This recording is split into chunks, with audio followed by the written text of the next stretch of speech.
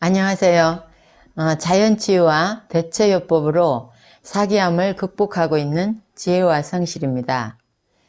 제가 암 진단을 받은 후에 도대체 왜 내가 암에 걸린 것인지 그 원인을 파악하려는 노력은 정말 많이 했습니다. 결자해지거든요. 제가 원인을 제공했으니까 제가 그 원인을 풀면 되지 않을까 그런 생각을 계속 하고 있었거든요. 근데 그 암에 걸린 이유를 빨리 파악하고 빨리 그 암이란 굴레를 벗어 던지고 싶었습니다. 그래서 책을 엄청 많이 읽었는데 그 중에 제가 조금 기억에 오래 남는 책이 있어서 오늘 그 책을 리뷰를 해드릴까 합니다. 오랜만에 책 리뷰를 하네요. 요새 뭐 구충제 때문에 그 구충제 말만 들어가면 그냥 노란 딱지가 쫙 붙어버리는데 말도 못 꺼낼 것 같아요. 그것 때문에 이거 책을 요새 좀 못 올려드렸거든요. 여자가 우유를 끊어야 하는 이유, 이 책에 대해서 제가 오늘 리뷰를 해드리겠습니다. 이 책을 암 환자라면 이 책을 읽어보실 필요가 있습니다. 이 책을 읽으면서 제가 정말 무릎을 많이 쳤습니다. 야, 이거 맞다. 매스컴에서는 골다공증을 예방하기 위해서 우유를 많이 섭취하라는 의사들이 많습니다. 저희 친정엄마는 골다공증이 굉장히 심각했어요. 엄마가 우리를 어릴 때 저희들을 키우면서 바느질을 오랜 세월 동안 하시면서 거의 밖에 활동을, 농사를 지면 오히려 골다공증이 없죠. 이제 나중에 공부를 해보니까 농사 지으면 비타민 D랑 이런 거에 풍부하게 들어오기 때문에 골다공증이 없는데 저희 친정엄마는 계속 이 실내에서만 일을 하셨어요. 그런데 그러다 보니까 이제 더 골다공증이 심각해지지 않았을까 하는 생각이 드는데요. 60세에 팔이 부러져서 한동안 깁스를 하고 다니셨어요. 근데 그때 빨리 눈치를 채고 골밀도가 안 좋다는 걸 빨리 눈치를 채고 뭐 집중적으로 좀 칼슘이나 이런 거 좀 노력을 했어야 되는데 뭐 어떻게 노력을 해야 되는지도 모르고 햇빛도 많이 봐야 되는지 그때는 그런 개념도 없었습니다. 제가 그랬는데 70세가 되던 해에는 넘어지면서 엉치뼈가 다 바스러져 버렸어요. 너무 심각하게 뼈가 바스러지니까 붙일 수가 없어요. 이후 10년간 걷지도 못하고 병상에 누워서 정말 고생만 하시다가 돌아가셨습니다. 그래서 친정엄마의 상황을 곁에서 지켜본 저는 세상에서 제일 무서운 병이 골다공증이구나 그런 생각을 했습니다. 산부인과 의사가 폐경기에 갱년기 장애를 앓는 여성이 여성 호르몬제를 복용하지 않을 경우에 골다공증부터 올 것이라고 경고를 하더라고요. 그래서 저는 깜짝 놀라서 아무런 의심도 없이 여성 호르몬제를 복용을 했습니다. 그리고 골다공증 예방에 좋다는 우유도 많이 마셨습니다. 결과는 지금 제가 결과는 다음에 아시겠죠? 최근 최근 제가 암에 진단 받기 전 약 한 3년간 우리 집 냉장고에 처치하지 못한 우유가 막 엄청 많이 쌓였어요. 제가 아는 분이 우유 대리점 운영을 하셨는데 당일 배송 후에 남는 우유는 폐기 처리한다기에 상하지도 않은 우유를 왜 버리냐고 했더니 가족들이 먹는 것도 한계가 있다고. 그리고 그분의 가족들은 이 우유를 먹으면 설사를 한대요. 그래서 그걸 다 버리든지 뭐 누구를 주든지 해야 된다는 거예요. 그래서 이제 제가 아깝다. 그걸 나한테 좀 저렴하게 팔아 그랬더니 아유 돈 안 받겠다고 그냥 매일 우리 집으로 갖다 주셨어요. 그 남는 걸. 그러니까 대리점에서 갖고 오는 우유가 너무 많은 날은 이웃집도 주고 아침엔 또 더치커피에다가 우유를 또 데워서 라떼나 카푸치노를 또 만들어서 온 가족이 마시고 저녁에는 또 팥빙수를 만들어서 또 여름 내에 또 온 가족이 막 먹였습니다. 우유를 많이 소비하려고. 우유를 많이 마시는 우리 가족은 뼈가 튼튼할 것이라고 저는 자부심을 갖고 있었고요. 그 많은 우유를 매일 소비를 시켰습니다.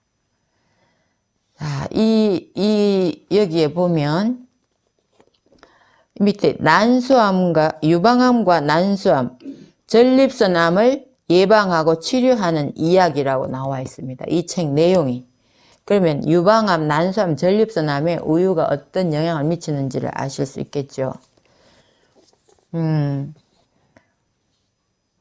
이런 이 표지 안내 문구처럼 이 책에는 우유 및 유제품이 왜 암을 발생시키는지에 대해 매우 과학적인 근거를 제시하고 있습니다. 그래서 지금 우리 20대, 30대 젊은 사람들 이게 암 환자가 엄청 많이 나오고 있거든요. 그게 얘네들은 어릴 때 우유를 먹고 자란 세대입니다. 우리 애도 우유를 엄청 좋아했어요. 엄마 옛날엔 또 젖을 빨리 꺼내야 된다고 하도 옆에서 젖이 8개월이 넘어가면 영양가가 없다고 우유를 먹이라고 하도 주변에서 그러길래 저는 그때는 철도 없고 너무 젊었기 때문에 그거에 대해서는 전문 지식도 없고 그래서 우유를 먹이기를 시작을 해서 생우유를 아침마다 이렇게 배달을 받아서 먹였는데 우리 애가 거의 한 6살, 7살 되도록 우유병을 안 놓으려고 그 우유병에 집착을 하는 거예요. 그 생우유를 이제 넣어서 빨리니까. 그래서 제가 우유 꼭지를 어디다 숨겨버리고 그걸 뛰게 하려고 밥을 먹이려고 그런 노력도 하고 그랬는데 그럴 정도로 우유를 많이 먹었습니다. 근데 우리 젊은 지금 20대, 30대들이 우유를 그렇게 많이 먹고 자란 세대거든요. 그래서 상당히 지금도 제가 약간 우려가 됩니다. 많이 이제 신경을 쓰고 있긴 한데, 한국의 초등학교와 군대에서는 매일 우유가 보급되는 것으로 알고 있습니다. 이 책에 의하면 우유는 완전식품이다. 송아지에게라면 이런 이 소제목이 있습니다. 그러니까 우유가 완전식품이긴 맞는데 절대로 사람에게는 완전식품이 아니다. 그거는 엄청 빨리 자라는 송아지에게 해당되는 얘기다. 이 얘기를 하고 있거든요. 그래서 이 내용을 보면 성장기 어린이들마저도 우유를 먹지 말아야 하는 이유가 나옵니다. 네, 요 페이지 144페이지 여기 144페이지 나오기 전에 제가 여기 밑줄을 그어가면서 이게 읽었던 내용들 잠시만 읽어드릴게요. 145페이지 우유 속 화학물질이 신호를 보내면 이런 소제목 속에 유제품 등 낙농식품 가로 열고 고기 포함 해놨습니다. 낙농식품을 섭취하는 것은 비록 그것이 요구르트 같은 저지방 제품이라 하더라도 유방암이나 전립선암의 위험을 키우는 게 분명하다. 내가 모든 유제품을 끊자 치료가 불가능할 거라고 했던 목 부위 림프질로 전이된 커다란 암세포 종양이 몇 주 만에 사라졌다. 이런 내용이 나옵니다. 근데 이 제인 플랜트라는 이 여자가 쓴 책인데 유방암이 계속 몇 번째 재발을 했어요. 그래서 본인이 먹는 음식 하나하나를 다 체크하면서 하나를 빼고 또 다른 걸 먹어보고 또 하나를 빼고 하다 보니까 관찰하다 보니까 우유가 범인이더라는 내용입니다. 이 책은. 여기서 142페이지부터 144페이지까지 우유가 일으키는 문제에 대해서 몇 가지만 말씀을 드리겠습니다. 읽어드리겠습니다. 학자들은 우유가 사람들의 건강에 다양한 문제를 일으킨다고 주장한다. 다음 몇 가지 사례다 해서 나옵니다. 첫 돌 이전에 우유를 먹은 아기들은 철분 결핍을 일으킬 수도 있다. 실제로 미국 소아과학회 영양분과위원회를 비롯해 권위 있는 여러 기관에서는 생후 1년까지는 우유를 먹이지 말라고 권한다. 네, 엄마 젖을 먹어야 됩니다. 모유를 먹이는 게 정말 중요합니다. 우유에 들어있는 철분은 아기가 흡수하기 어려울 뿐만 아니라 다른 음식에 들어있는 철분을 흡수하는 것까지 방해하는 것 같다. 더 큰 문제는 우유가 위장 출혈을 일으켜 철분 손실이 나타난다는 것이다. 소아과 의사들은 이미 오래전에 우유가 종종 영유아의 배앓이를 일으킨다는 것을 알아차렸다. 모유 수유를 하는 경우에도 엄마가 우유를 먹으면 아기가 배앓이를 일으킬 수 있다. 젖소의 항체가 엄마의 혈류를 따라 모유로 전달되고 다시 아기에게 전해지기 때문이다. 그러니까 참 이런 내용을 보면 우유가 지금 우리 애기들, 우리 그 유제품 우유 산업은 굉장히 그냥 생우유만 먹는 게 아니라 치즈, 요구르트, 뭐 버터 다양하게 많이 이제 세분화되어 있고요. 또 특히 우리 젊은 애들은 뭐 치즈를 그렇게 좋아해요, 애들이. 치즈가 상당히 쫀득쫀득 맛있죠. 사실 맛은 좋아요. 그런데 그 유제품이 어떤 질병을 일으키는가는 상당히 많이 조심스럽게 접근을 해야 됩니다. 그 다음에 또 인슐린 의존성 당뇨병, 이거에 대해서도 이 책에 우유하고 관련이 있다는 내용이 나옵니다. 잠시 읽어드릴게요. 1유형 또는 소아당뇨병이라고 하는 인슐린 의존성 당뇨병은 유제품과 관련이 있다. 여러 역학 연구를 보면 유제품 섭취와 인슐린 의존성 당뇨병 간에 강한 상관관계가 보인다. 이 병은 10대 초기에 주로 발병하며 인슐린을 만들어내는 췌장의 베타세포를 면역체계가 파괴함으로써 시작되는데 영국만 해도 이 병으로 인한 사망자가 많다. 유전적 소인도 있겠지만 소, 혈청 단백질에 대한 알레르기와 관련이 있다는 증거들이 계속 나오고 있다. 이렇게 나옵니다. 그래서 지금 아이들 당뇨병, 제가 아는 어느 암환우님의 아이도 당뇨가 있다고 얘기를 듣고 제가 그런 내용이 나오면 밑줄을 그어가지고 책도 빌려드리고 이거 좀 읽어보시라고 그런 얘기도 하는데 이게 애들이 아프면 부모의 마음이 정말 내가 아픈 것보다 더 아픈 거예요. 그러니까 저도 그런 거 보면 참 딱하거든요. 그러니까 아이들의 당뇨병마저도, 소아 당뇨병마저도 이 유제품과 관련이 있다는 걸 좀 생각을 해봐야 될 것 같습니다. 그 다음에 또 우유는 음식물 알레르기의 원인 중 아주 흔한 것으로 특히 영유아에게서 쉽게 볼 수 있다. 말하자면 우리 몸이 우유 단백질을 이질적인 단백질로 인식하는 것인데 흔히 습진이나 천식, 편두통과 관련이 깊다고 한다. 미국 미생물학회에서는 매년 미국에서 발생하는 수천 건의 유아 돌연사 중 일부는 우유 알레르기 때문에 일어났을 가능성이 있다고 한다. 반면 모유를 먹는 아기는 유아 돌연사가 일어나는 확률이 낮았다.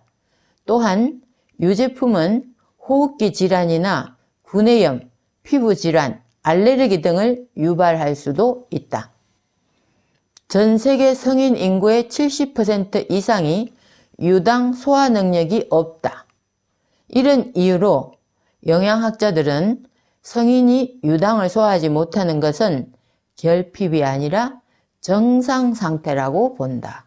정상입니다. 소화가 안 된다고 해서 그게 비정상으로 보시면 안 된다는 거죠. 소화장애 증상으로는 복통이나 흡배부름, 설사 등이 나타나는데 이는 유당 분해 효소인 락타제를 복용함으로써 완화할 수가 있다고 하거든요.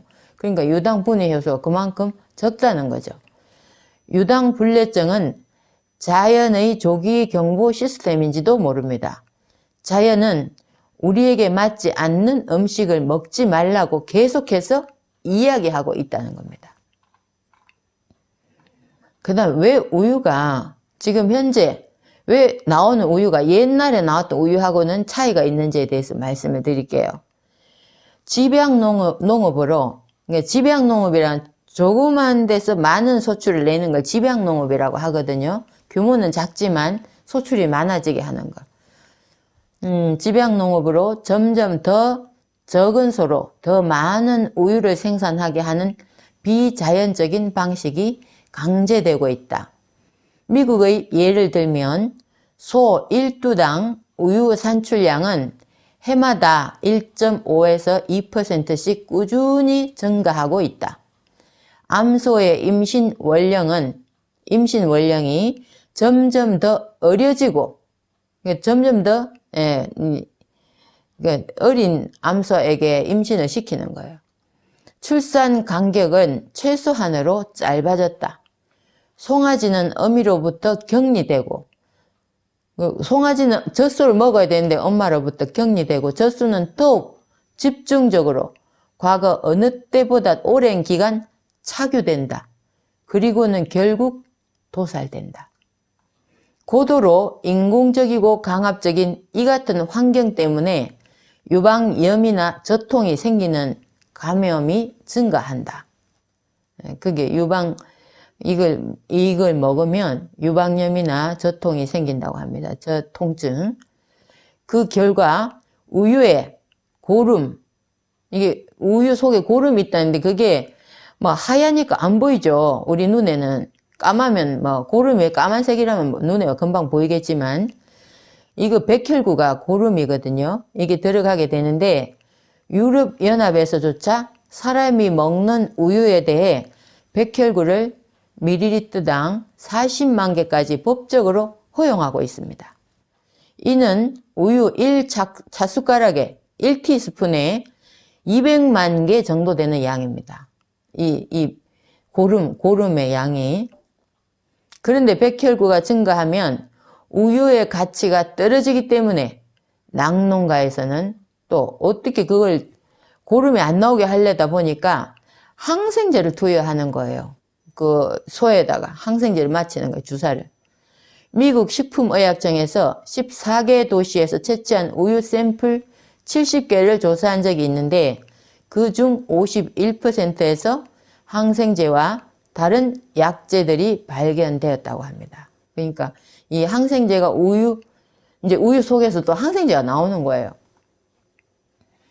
낙농업자나 우유 회사에서는 지극히 유감스러운 일이겠지만 우유가 완전 식품이라고 포장을 하고 홍보하고 지금도 우유에 들어있는 칼슘이 흡수력이 좋다고 먹으라고 많이 하는데 많은 연구 결과에는 우유를 많이 먹는 그 동네의 사람들이 우유를 오히려 안 먹는 사람들보다 골다공증이 더 심각하더라는 연구 결과가 있습니다. 그런 것만 봐도 뼈를 튼튼하게 하기 위해서 우유를 먹는다? 이거는 아닌 것 같다는 생각이 듭니다. 지금도 매일 우유를 마시고 유제품을 먹는 많은 사람들에게 정말 당장 멈추거나 섭취량을 줄이라고 저는 권하고 싶습니다. 우유의 진실을 알고 우리 아이들의 건강을 위해서 가격이 좀 비싸더라도 그래도 우유를 먹어야 된다면 강제로 우유를 짜고 소가 우유 착유를 많이 하게 하려고 이게 자꾸 이제 짜다 보면 이 젖이 속에서 염증이 생기는 거예요. 그러면 거기에다가 다시 또 이제 고름이 우유에 섞여 있으니까 그걸 또 이제 합격 판정을 받기 위해서 또 항생제를 막 집어넣는 거예요. 그 고름 없애려고. 그러니까 그렇게 하지 않는 건강한 우유를, 아이들은 또 우유를 많이 먹으면 잘 크긴 해요. 송아지를 키우는 거니까 하루에 1kg씩이나 큰다니까 송아지는. 그러니까 그런 게 성장을 할 수 있는 우유이기 때문에 아마 엄마들은 아이한테 빨리 키우고 싶어서 많이 마시게 하고 싶을 거예요. 그렇지만 이 우유를 마신다 하더라도 양을 좀 줄여야 되고 건강한 우유를 생산하려는 노력이 절실하다고 생각을 합니다. 지금 우리 암환우님들이 우유 유제품을 저는 먹지 말라고 많이 권하는 편입니다. 그래서 저도 암 걸리고 나서 이런 책들을 보면서 우유를 끊었는데 뭐 요구르트는 어때요? 뭐 이런 말씀들 해요. 요구르트도 뭐 그 근본이 우유니까 다르지는 않다고 저는 생각을 합니다. 물론 소화는 더 잘 될 수 있어요. 그런데 그 소화는 잘 되겠지만 그 속에 들어가 있는 호르몬이나 우리 인체에 미치는 어떤 나쁜 영향은 모든 유제품은 똑같다고 생각을 합니다. 그래서 뭐 저는 절실하게 낙농업을 하시는 분들이 정말 정말 비싼 소수만 먹을 수 있다 하더라도 우유를 차라리 많이 먹을 거 조금만 먹을 수 있게 좋은 우유를 생산했으면 좋겠다 이런 생각이 들고요. 좀 우리 암환우님들 좀 우리 암이라는 병이 좀 지긋지긋한 병 아닌가요? 이 엄청난 노력이 필요한 질병이라는 생각이 듭니다. 암환우님들 뿐만 아니라 우리 가족 모두 암을 예방할 수 있도록 제 유튜브의 의미가 있기를 바라면서 이만 마치겠습니다. 감사합니다.